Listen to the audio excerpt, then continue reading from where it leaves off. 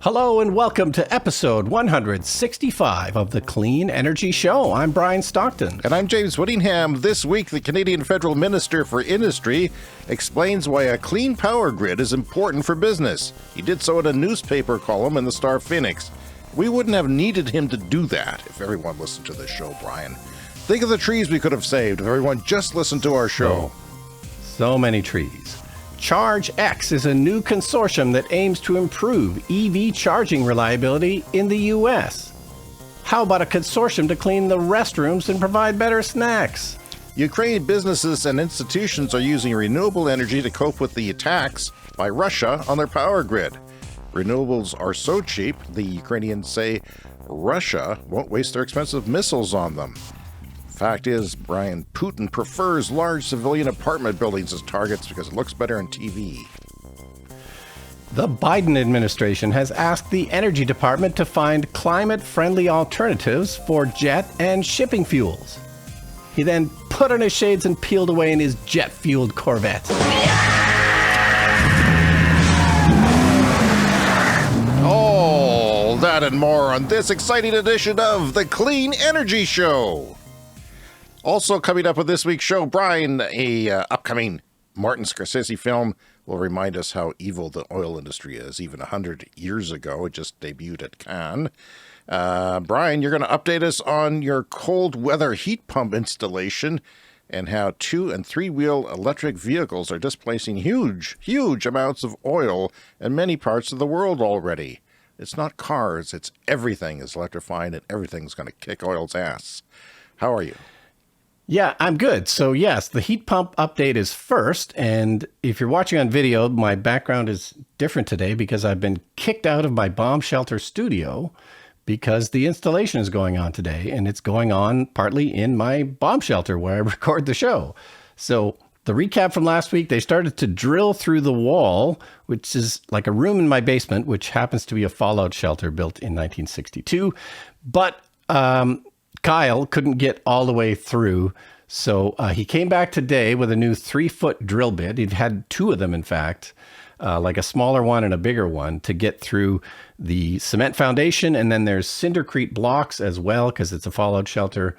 And so he was able to drill through today. He said he might still need a torch for something, but I didn't quite understand what that was for. But that's for you. I don't know. But I found out something else about my bomb shelter. The cindercrete blocks are all filled with sand, which he figured out once he started drilling through. A whole bunch of sand came out. So they put in cindercrete blocks and filled them all with sand, which, I think that makes sense for a fallout shelter. Makes total sense.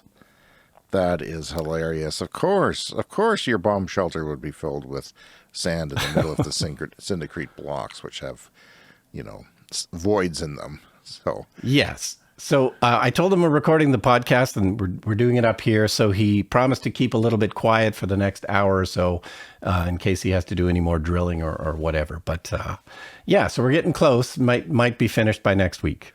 Interesting. Do you want to name the company in case there's some people here where we live that want to know where you found a cold? Because you had to do some digging to find somebody to do this. Yeah, it's called Advance Energy, and they're also working with Iceman Electrical, which is Kyle, who's here today.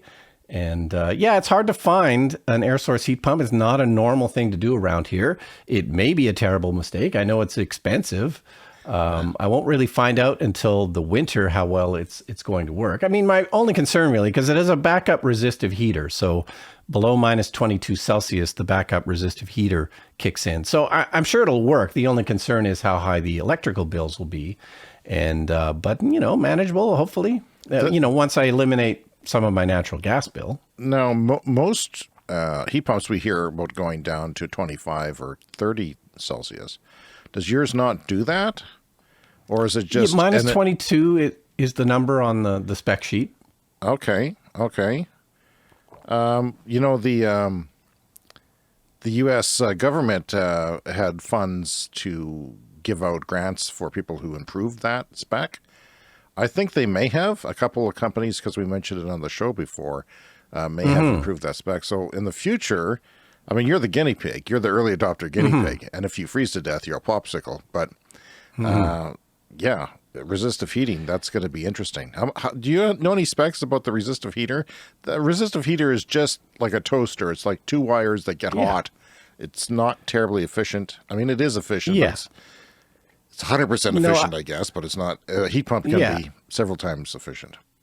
I can report back on that once I know, but I think it'll be a few thousand watts. So, once we drop down to minus 22, it'll be probably using a few thousand watts of power. So, potentially a lot of energy, but this is such an interesting problem because I put my solar panels on 5-6 years ago. And as soon as I did that, we got net zero for our electrical bill. We were generating as much as we were using. It was fantastic. Then we got the electric car and suddenly we weren't quite net zero anymore. But as soon as I put those solar panels on, that was the first thing I thought about was how to get rid of my natural gas furnace. This is something I wanted to do since then. And I thought it's got to be possible somehow. And of course, the solution at that time, the main solution would have been a ground source heat pump. But those are so expensive. They're very difficult to install, especially in a city property. They're more for rural properties. But I always thought back then, it's like, well, air source heat pumps exist. Surely this will be a thing that we can do in the future that is simpler for everybody. And yes, it's not as efficient. You definitely need more power to run them. But, we're looking towards a future where we'll have lots of power on the grid. We'll have lots of clean power. Now, it's not happening right away, and we're talking about the problems we have here locally. They're trying to delay this switch as long as possible. We have a very dirty grid here. But, in several years, this is not going to be an issue. And even insulating our homes, like, you have a super insulated home, and that's fantastic. But in the future, when, clean energy is fairly cheap and abundant, that stuff is going to become less important, I think. Do you think 50 years from now, we won't even insulate our homes? We'll just use all the free energy there is out there? It's possible. There's still a benefit in terms of the comfort level of your house, I think, to have them insulated to a certain level. But, this is a thing we'll have to think about. We're still planning to build a new cottage out at our cottage property. And, the idea was to do something super efficient, but I don't know, that might be too expensive. So we might end up with just like more solar panels and maybe more batteries and just use more power rather than build a more expensive building. They should let you do a solar array on the lake floating, just the width of your property out a few hundred yards or something. Okay. Well, that's interesting. And we'll keep in touch with you adventurer in this because I'll remind new listeners to the show that we live in Canada and it gets very colder here than it does in most places in Canada. We plug in our gas vehicles so that it'll start in the wintertime. They have little heaters in the oil pan to heat the oil so that it is liquid and not solid. But it's also warm in the summer here too, and summer is kind of here. But it's kind of not. I mean, there's these forest fire smoke in mostly northern Alberta, actually kind of around the oil sands and towards the Rocky Mountains from there. We're getting all the smoke. I know you guys in the States are getting a lot of our smoke. We apologize for that.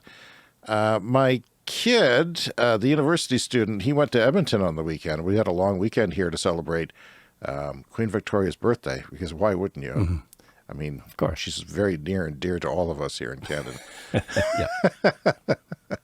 You went on vacation too, but my kid, who has asthma, went to the Edmonton, which was, they have this chart. We had one really bad day in my whole life, and it's been a long one.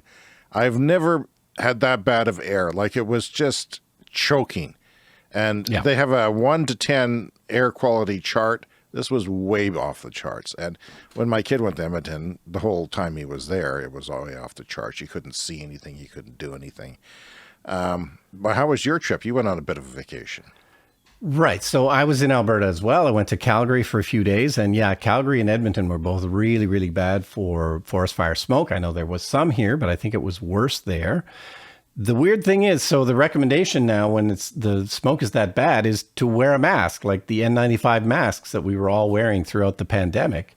But it makes sense, right? If you don't want to breathe in all the particulate matter that's in the air. So we found ourselves in the weird position of wearing our N95 masks when we were outside and then taking them off when we went inside, like to a shopping mall. Wow. Because, no one else is wearing masks. It seems weird to wear masks. And so it was a weird flip that's happened.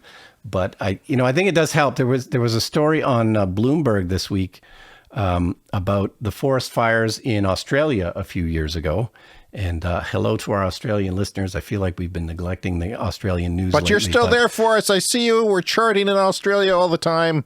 Thank you for listening. Even if you don't contact the show, cleanenergyshow@gmail.com. Yeah. Just say hi. But anyway, a very big story on Bloomberg this week about the effects of that from 3 years ago. And there's a lot of lingering health effects from people who breathed in a lot of that smoke over time. And this is toxic smoke. It's a bit like smoking cigarettes. In fact, there was a quote in the article that, let me see if I can find it here. It's I don't know, being outside for an hour is like smoking like 37 cigarettes or something like that. Well, I know we had a bad day. I can't remember what day it was. What day did you leave? Thursday? Yeah. You might have missed the bad day here. Yeah, I think. Because we had a really bad day, and I've never seen anything like it. Like it's just choking. Yeah. You couldn't get away from it. So we're looking forward to having the heat pump installed, because then when it's smoky out and hot, we can put the air conditioning on, we can keep the windows closed and, breathe slightly cleaner air because of it. I really like the windows open, though. So I'm kind of pissed off. It's summer. It's that time of year. It hasn't been so hot that I had to turn on the air conditioner. But it was, I expect my fresh air. I'm getting it right now. Yeah. And of course, our routine was to keep the windows closed during the day when it's hot, to keep the hot air out, and then you open them at night to cool the house off. But of course, then you're letting in all the smoke if it's smoky out. So you and I both have solar panels on our roofs, and I don't have the data for mine, but it's been sunny days without the sun for, I don't know, a week now or longer. Yeah. And we're getting ripped off from solar power because of the smoke. From climate change. So it's a feedback loop. We're not getting our of course, it's a feedback loop. I don't know, does it act as a blanket or does it actually reflect some of it? I don't know. But I do know that we were supposed to be very warm today and we're not. So that's where we're at. I don't know. I'm just sick of the smoke. I'm sick of my pool's not open. I went in it once to open it up. One day to put the pancake or the wedding cake style stairs in, and had to go underwater and put sandbags underneath to keep it down. And then I vacuumed it, and then I haven't been in since. So I'm running it. I have to run it so the mosquitoes don't breed and so the algae doesn't form. But it's been, because it's solar heated, I haven't been able to get in. It's thermo solar panels I'm using on it. It's doing pretty well, but the smoke is preventing that for me, so I'm kind of mad. It was June last year because of a freaky spring that I couldn't get in. It's going to be that again this year. Brian, I wanted to mention, just before, we are a day late, and we apologize, but it was a long weekend for, blame Queen Victoria for it. Otherwise, Brian would have been in town.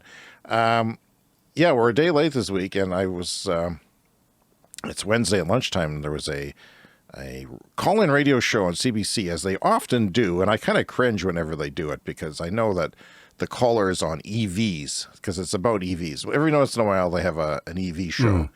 And a fella from our EV community, Tyler Krause, which I think he's a rock star, and I'll explain why. You didn't hear this, right? I'm going to tell you a story that's going to blow your mind. He was the perfect person to have there during a disinformation caller, which I have. This is what I haven't heard before. I've heard them all. Here's a new one. I'm not sure if this is fact or fiction, so maybe somebody there can clarify this for me.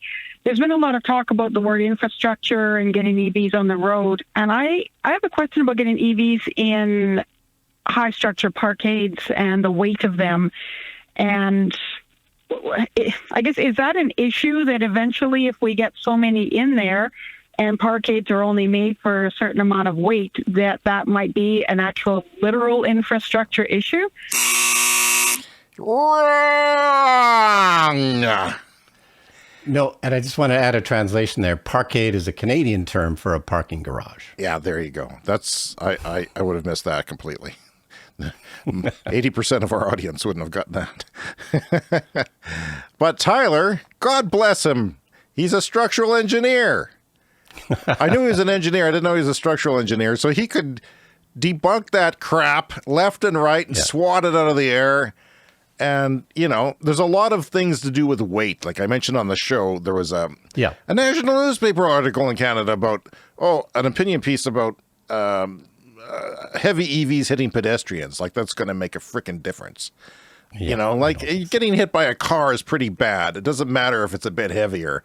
Run over may be a different story, but, oh man. You know, like I said, I couldn't listen to it, but I had to listen to it and grab a clip for the show. Yeah, no, I gave up listening to call-in shows many, many years ago. But also, quick charging story, which sort of relates to all this. One of the big things that people mention when you have an EV is that they'll say, "Oh, well, what do you do if the power goes out? You can't charge the car if the power goes out."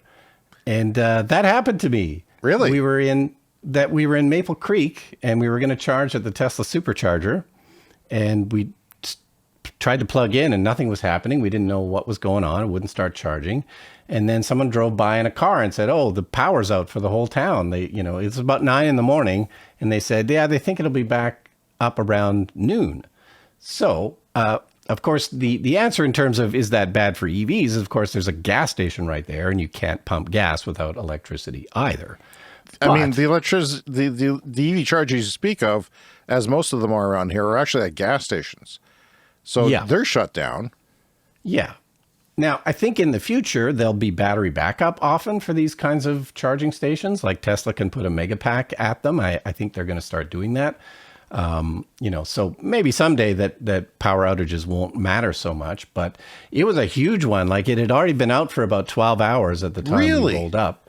Yeah, the power was still on in Cypress Hills where we stayed overnight. It's not thunderstorm season, and there was no storm. No. What the hell? I don't know what the problem was, but anyway, luckily we had enough charge to make it to Medicine Hat. It was only another hour, and we had sort of overcharged the previous thing, so we had enough to make it. We made it there with like 10 or 15% of the battery. That's plenty. So we didn't have to wait till noon. But worst case slower? scenario, Did you we do would have anything? had to. Did you alter your driving at all? No. It turned out we had lots. It was a short trip, and the wind was okay, so we weren't at all concerned. But yeah, worst case scenario, we would have had to wait around for about 3 hours for the power to come back on. But same problem if you needed gas. In Europe, that's never happened to me driving a gas car, but they could happen. Could easily happen. Mm-hmm. I've been through plenty of thunderstorms on road trips, and been kind of lucky that the power hasn't gone out. But in Europe, a lot of the EV chargers have batteries, backup, large batteries. And just want to mention the charging in Calgary quickly. There's only one. They're building another one, and it's kind of on the outskirts. It's at a shopping mall, and they've got 8 chargers, but they're the version 2, so they're only 150 kilowatts. But if the chargers are full, you're split in half, so it's 75 kilowatts. So I went on Saturday morning of the long weekend, and I actually had to wait for about 5 minutes. The chargers were full, but I wanted to mention it because it shows you how important speed is, right? Like when they're building this new charging infrastructure for EVs, it's important to build the fastest ones possible, because the faster the chargers, the faster you get people out of there. Yeah, but less because chargers all you have to 8 were, build. What's that? Less chargers you have to build. Yeah, fast. and they just turn over quicker. So they just weren't turning over that quick because everybody was only getting 75 kilowatts. That was the max that you could get. So I only had to wait about 5 minutes, but it's an important part of this. And like some of these chargers that they're putting in are only 50 kilowatts. Some of the competition chargers. So I don't know. Faster is better. You need fewer of them. A couple of the other things I wanted to mention. It's been 4 years since the first Starlink rocket mission to deploy the Starlinks, and you have Starlink at the lake now. Yeah, I've got a Starlink dish out at the lake for our internet. And they've got a new mobile one. Did you see that? That's kind of a flat thing you put on the roof of your pickup truck or whatever. We could have our own clean energy satellite truck, Brian. Think about it. Just a camera and that satellite dish. We go around and do satellite interviews. Yeah. No, and cruise lines are getting them, and airplanes and stuff. It's interesting. Yeah. So it's hard to believe it's been 4 years. And remember, a long time ago on the show, for long-time listeners, we talked about a geothermal electricity generating plant being tested in very South Saskatchewan. I do not have an update on that, other than to say we haven't heard anything from them in a long time. And it's now coming up on 5 years. It'll be 5 years in the fall that drilling had started, and they were issuing press releases, and they anticipated supplying electricity to the grid in 2.5 years from then, I think. So it's 2 years overdue, and the thing is, we haven't heard anything, and there's just not enough journalists around here to ask questions, and, these things just get hidden, even though, it's possible the thing's not viable. It's entirely possible it's not viable.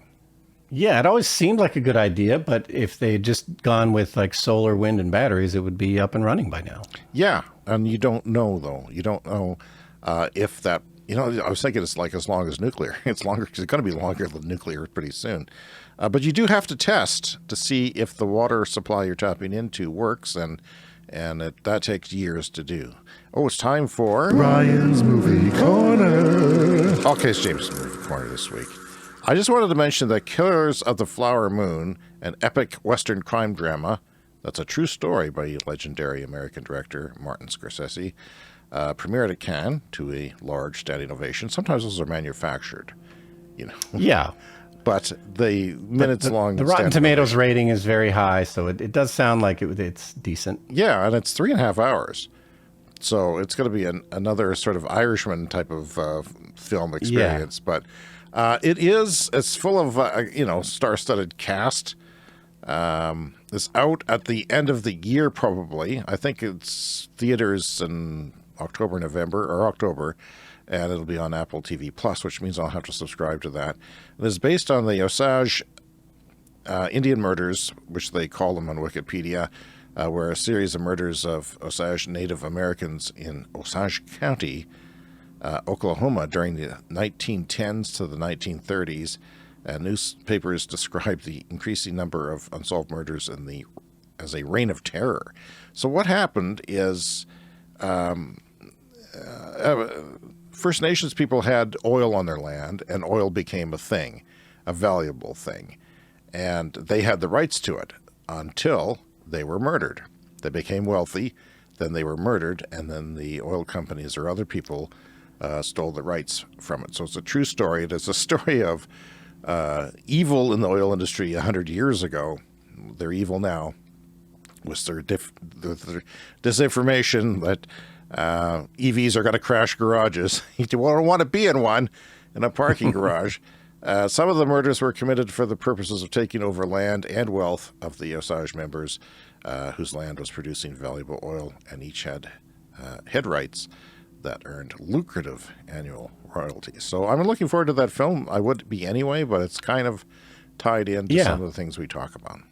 Yeah, I was skeptical hearing about it because I didn't really care for the Irishman that much, and Martin Scorsese is getting very old, and I was skeptical of him taking on a story of the indigenous people, but it sounds like he might have pulled it off. It's been getting very good reviews. My brother-in-law didn't like the Irishman. We discussed it when he was in town a few weeks ago. I liked it, but I'm not a hater like some people who hate everything. God. All right, let's get on with the show. Okay, so there is an EV charger consortium that is coming together in the United States. So it's called ChargeX, and it was announced by the U.S. Department of Energy. It's a consortium made up of 30 companies, including players like Tesla, Electrify America, ChargePoint, General Motors, Ford, Tritium.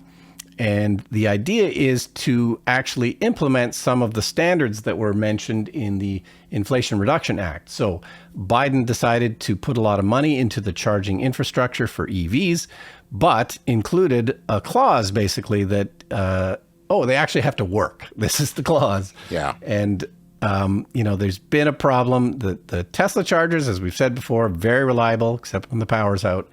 But the third-party chargers, Electrify America, the other networks, they have not been particularly reliable. There's confusing apps that you have to use. So if you're getting government money, you've got to have decent reliability. And so that's what this consortium is planning to do, to sort of enforce those kind of standards and get everybody talking and get them working properly.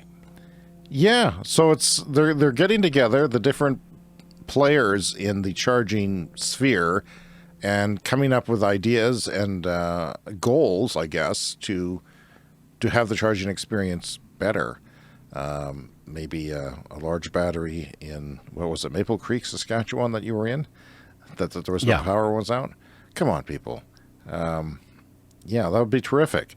You remember we were talking about Gogoro's scooters, the ones with the little bread box size replaceable batteries, and many parts of the world having those charging stations operate for 2.5 days. So they've got that covered. But there's a lot of power outages in that part of the world.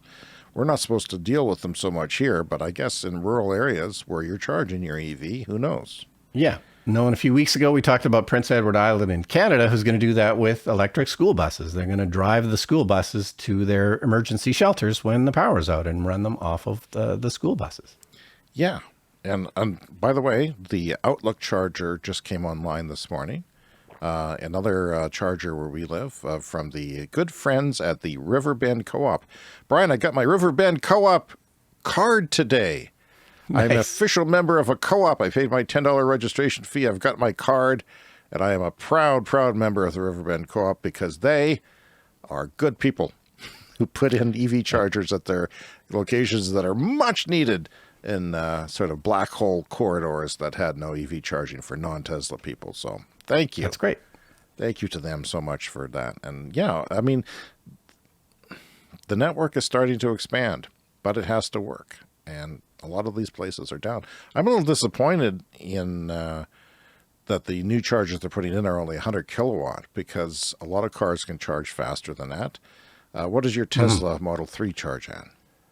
Yeah, mine maxes at 175 kilowatts, and I hit that twice on this trip, which was great. It doesn't always go that high. The battery, the temperature's got to be right. You've got to be down around 20% capacity. But yeah, I hit that twice, the 175 kilowatts. But most Teslas now are 250 watt maximum. Yeah, kilowatt maximum. Kia cars are charging very fast, 18 minutes from 10 to 80%. So yeah, but if I'd be disappointed. But as a Chevy Bolt owner, it doesn't matter because my stupid car only does 50 kilowatts. Yeah, 55. So wouldn't be able to take advantage of that. But I would really like to see chargers be modern, not just good enough to, that's on SaskPower, our utility. They should have done a better job with that. We need, I would say 200 would be nice, 200 kilowatts, 250, 300, but they should be future-proof because things are getting better. I mean, I don't know how often they go through the hardware, but yeah, it's been a huge problem for people. In fact, I think not in exactly Maple Creek, but near there in Swift Current, I remember a person going through there on Facebook, and none of the 3 or 4 different chargers, third-party chargers, worked. They're all broken or offline or not accepting the credit card or one thing or another. And they had to stay in a hotel. Like, that can't be. Yeah, that's got to end now. So there's a big movement now, a big backlash against EVs not working. Last week on the show, Brian, we talked about our local government sort of poo-pooing climate change and not doing anything, whereas our neighboring province is sort of more of a free market. And because it's a free market and because renewables are cheap, they're going crazy with the new renewables over there. And they'll be a lot more carbon friendly. Now, on this show, I have numerous times said that if you want to attract business, you have to have a clean grid because any company, any major or medium-sized company has to be accountable for their carbon emissions. It's in their statements, it's in their public records, and investors and users of that company want to know what their emissions are and how green are they. Well, if you set up shop here where you and I are and the grid is dirty as hell, then that's no good for it. And this is the federal minister of industry wrote an op-ed in the Saskatoon Star Phoenix a few days ago. Pardon me, he's Minister of Natural Resources, and he is actually from here, so he knows a bit about this place. He said that it's stupid not to aspire to a net zero grid by 2035, like the rest of the freaking free world and beyond. So this is what he says. Increasingly an economic matter, is being able to provide clean power to the industry is increasingly the price of entry in the marketing of products international. Having a grid with abundant clean power is and will be a significant comparative advantage in the global economy. So they have a slogan, our government, the Saskatchewan advantage. Well, it's a disadvantage because you're not going to be as competitive when you do that. You're going to have to spend more money. Amazon would be one example. Amazon's not going to set up any warehouses unless they can get clean power, and it'd be difficult to do that around here. And he says firms looking to export products such as critical minerals, hydrogen, biofuels, potash, steel, and aluminum, all stuff that we can provide, are increasingly being held to account regarding the carbon content of their products. We have a lot of mining here, including the BHP Group. And as Saskatchewanians know, he says BHP is building the 7.5 billion Jansen potash mine. Potash is used in agriculture as a fertilizer. Anything else it's used for? No, it's always been a bit of a mystery, but yeah, fertilizer. A recent announcement from BHP regarding this project underlined the importance of emissions. The first sentence in the press release, he points out, touts the world-leading low-emissions potash mine that they're building. The second sentence claims the mine will generate the lowest direct emissions of any potash mine in the world. So if a potash mine is touting, is one of our biggest industries, is touting clean, they're going to have to build their own clean electricity to power the thing, and that's going to make them less competitive. So we need to account for the carbon embedded in its products, and that's what this mine is doing, including the carbon content of the electricity it takes from the grid. And Saskatchewan government complains that electricity will get too expensive for others if we all put solar panels on our roofs. I hate them for that. That's just so ignorant. But you know what? If they stop paying retail tariffs, it's going to happen anyway. Panels are getting cheaper. Batteries are getting cheaper. I can't wait to get a battery so I don't have to give them any of my electricity. I'll use it all myself. So in a few years, there's a lot of people who are going to be using solar panels, and their argument, they can't stop people from doing it. They can not subsidize it, but or give a good tariff for it. But everybody's going to do it, and it is going to cost money for everybody else, because you and I and half the people who listen to the show are going to eventually have solar panels on their roofs as soon as they can do it.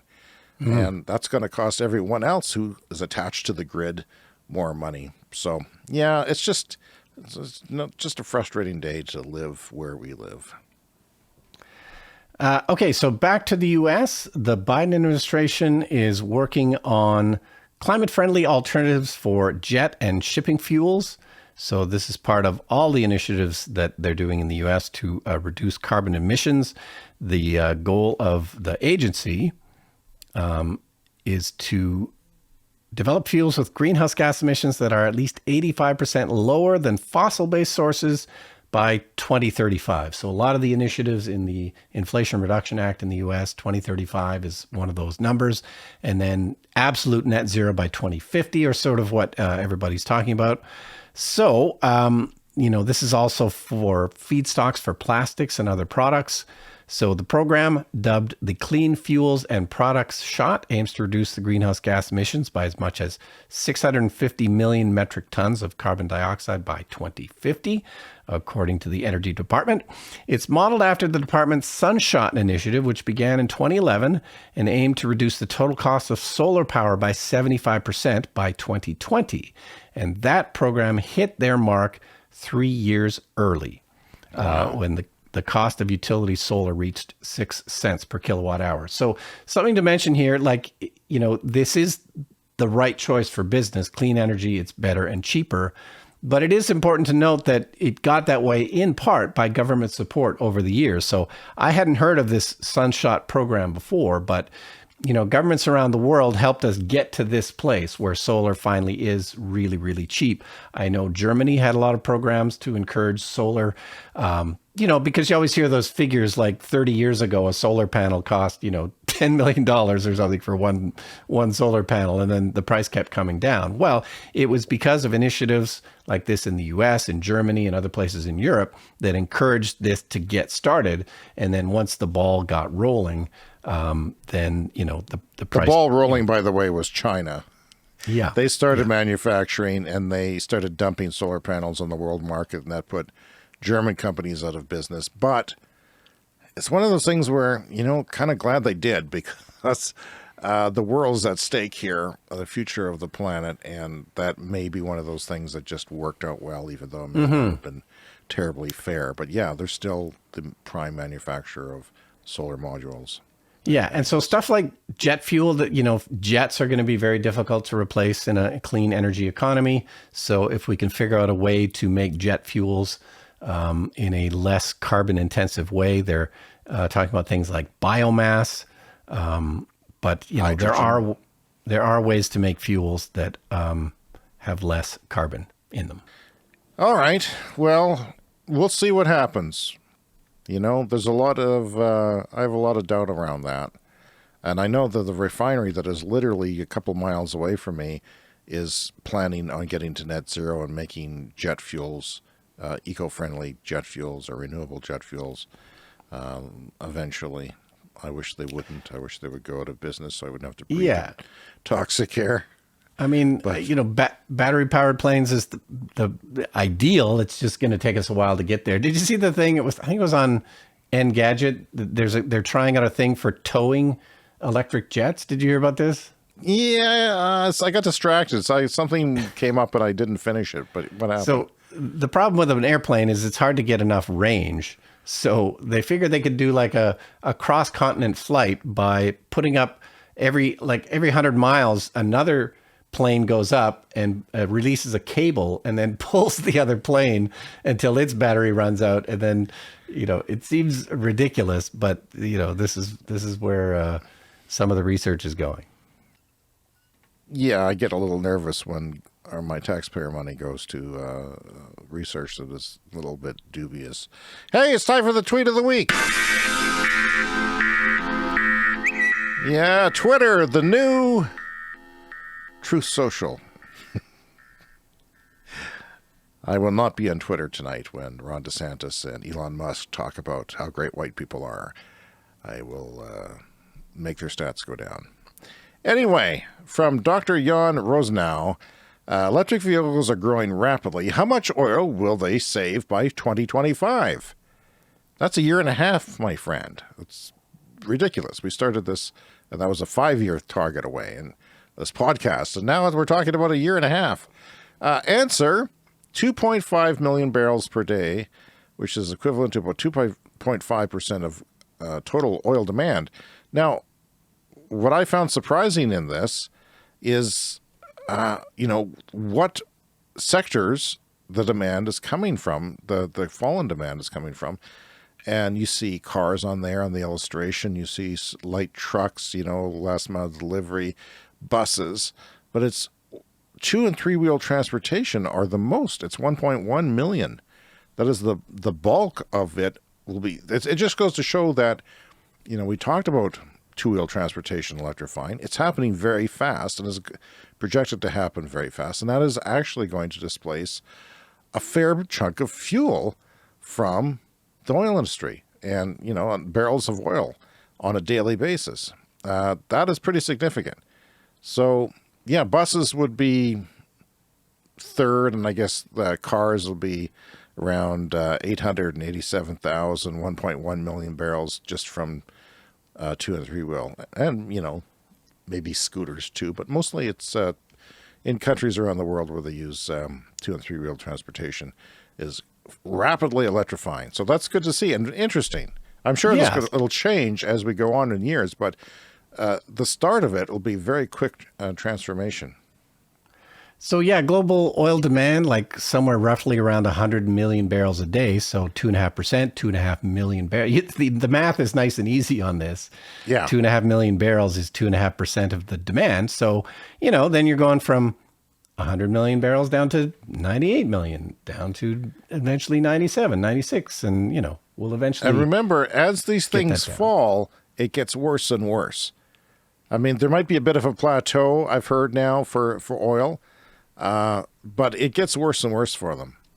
Once you start to feel the effects, Yeah. tomorrow is worse than today, and Yeah. next week is way worse than this week. So that's very interesting to see. Yeah. You end up with a glut before you know it. Even 2.5 million barrels makes a serious dent.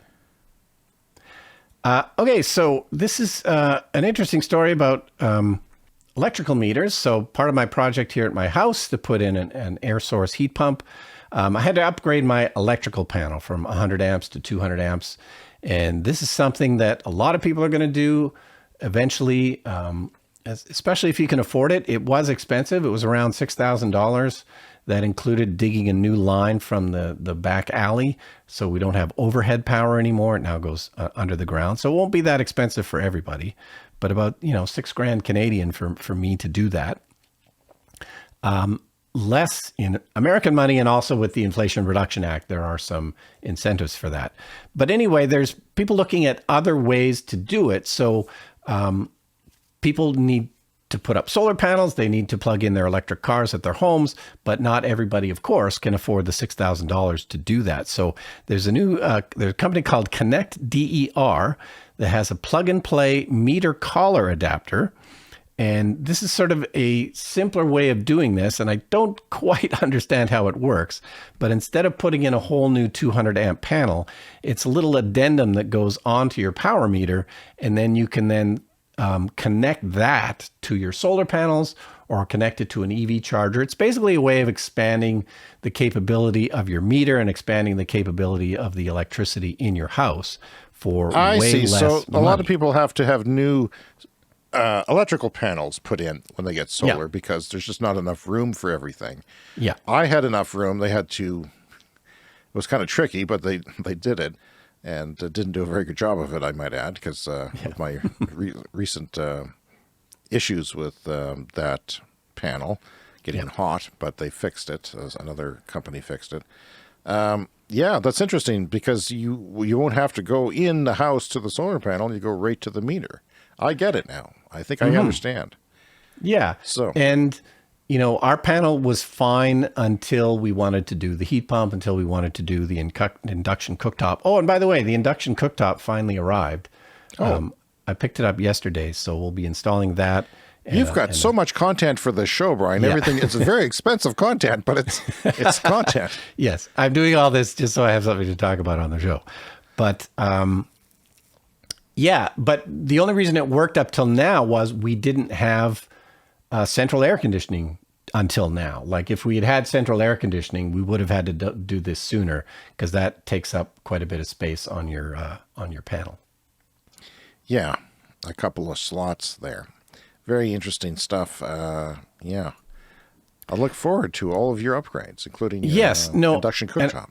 And I wanted to mention that these collars, so if any of our listeners are in the U.S. and they're looking to do these kind of upgrades, but you don't want to spend a few $1,000s to do the 200 amp service, these collars are available already in some places. So I'm looking at the list here: Vermont, New York, Florida, Ohio, Nebraska, Kentucky, West Virginia, Colorado.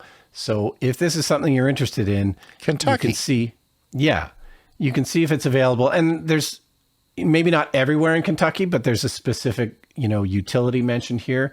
So everybody will have to look into this on their own, but it also has to be approved by the utility. So the utility has to look at these things and approve it, and it's got to become part of their standards. So not available everywhere, maybe eventually, but if it's something you're interested in, check with, so Connect DER is the company, and check with them or your local utility to see if you can do this.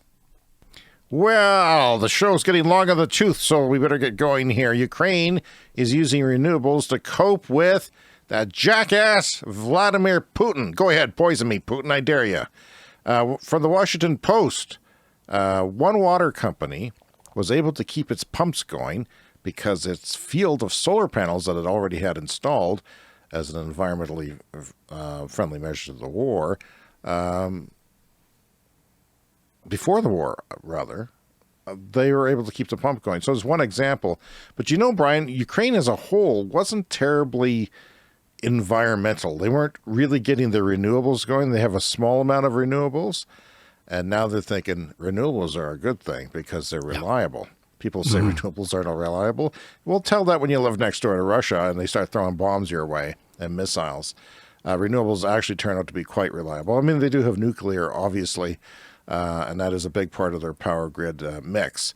So a growing number of Ukrainian hospitals, schools, police stations, and other critical buildings are racing to install solar panels ahead of what many expect to be another hard winter, although last winter was pretty manageable. But it is difficult not to have heat and light and everything else because they're kind of, like where we live, the days get a bit darker in the wintertime because of the northern latitude.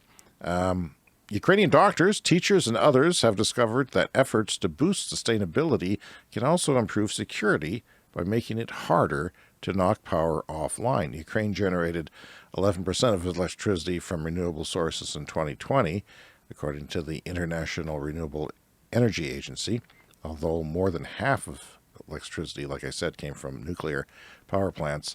So advocates of renewables want solar power to be a sizable chunk of the new capacity.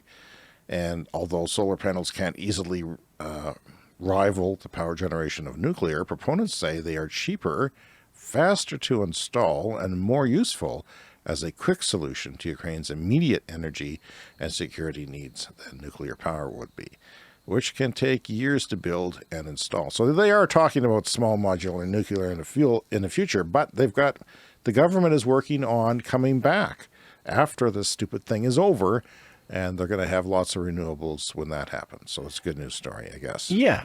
And it can be put up quickly. It's by its nature decentralized. So it's, instead of just knocking out one nuclear power plant, it's decentralized. It reminds me a bit of Puerto Rico, which has been doing a lot of this too. Puerto Rico, of course, a lot of like hurricanes and stuff have been knocking out the power in Puerto Rico for years.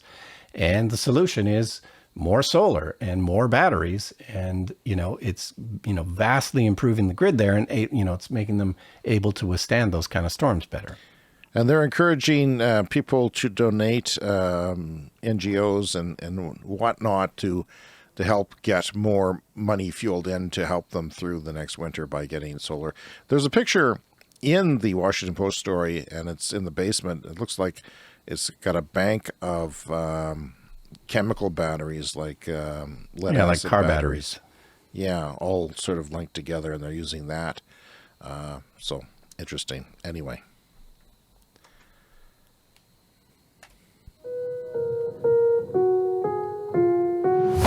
Time for the lightning round. The lightning round is a fast-paced look at the latest headlines in climate, clean energy, and transportation. New York City is sinking, Brian, due to the weight of its skyscrapers. Oh, no. Not its EVs, its skyscrapers. This is not good news for a city worried about rising oceans from climate change. So now they've got a new problem. Not only is the ocean going up, but New York City is going down. Not funny, James. Stop laughing. This April, for the first time, Portugal produced the majority of its electricity from wind and solar.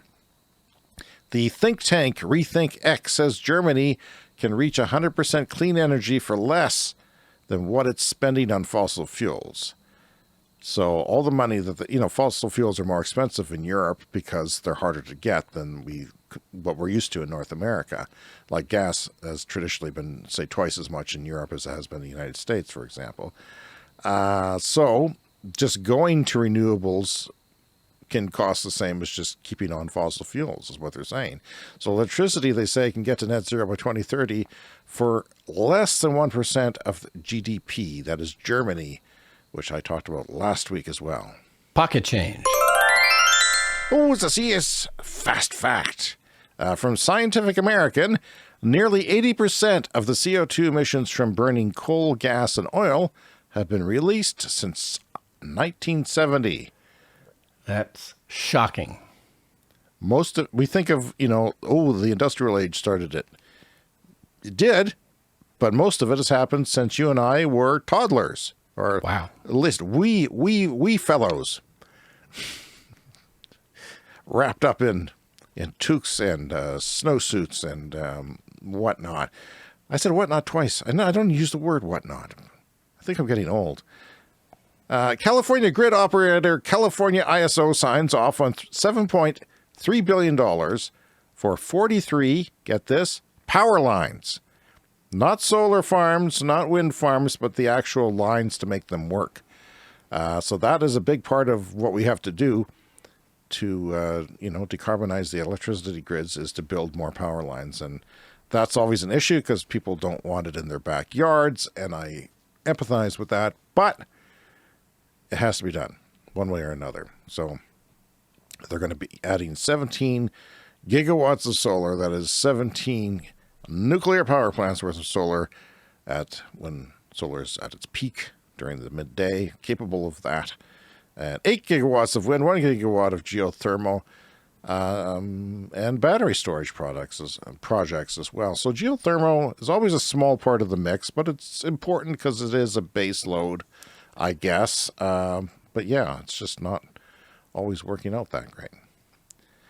Between September 2022 and September 2023 alone, California will have added 4.3 gigawatts of solar storage, energy storage, and 3.8 gigawatts of solar, 1.2 gigawatts worth of hydro, based on their snowpack because of all the snow that happened. So they've got that hydro built up. That's enough for 70% of California's summer peak load and 34% of the peak load for the rest of the year. 4 times, this is the interesting thing, is 4 times the peak discharge of the Diablo Canyon nuclear plant in 1 year, because they are paying a lot of money to keep the Diablo reactor online for a longer period of time. Yeah, and maybe not worth it.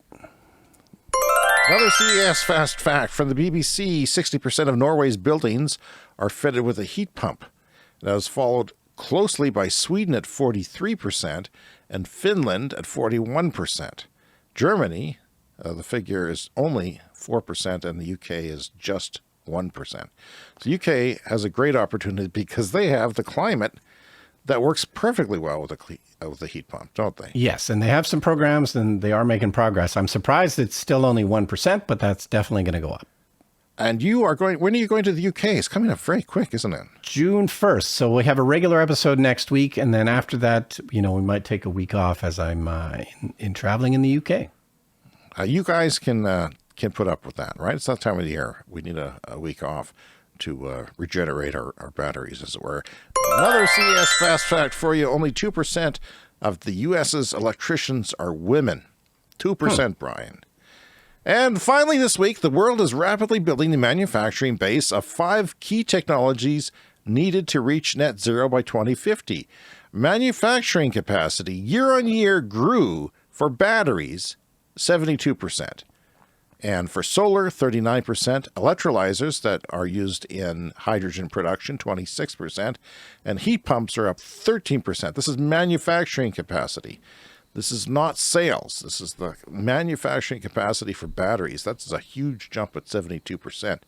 Brian, that is our show for this week. I just want to remind everyone before we go to take the time to contact us. Do it now. Don't wait. cleanenergyshow@gmail.com. Bunch more ways in your show notes to contact us, including online voicemail, on Twitter, and other ways to get a hold of us. Don't forget to check out our YouTube channel for special features and visual representations of us. And check out the Clean Energy Store, which is thriving. We hope to have the hats back very soon. They are gone for now, but they'll be back. You people have been buying them. Thank you. And if you're new to the show, remember to subscribe on your podcast app to get new episodes delivered every week, except for the 1 week that Brian might be putting his feet up in Wales. But we'll have a podcast from Wales, so that should be great. See you next week. See you next week.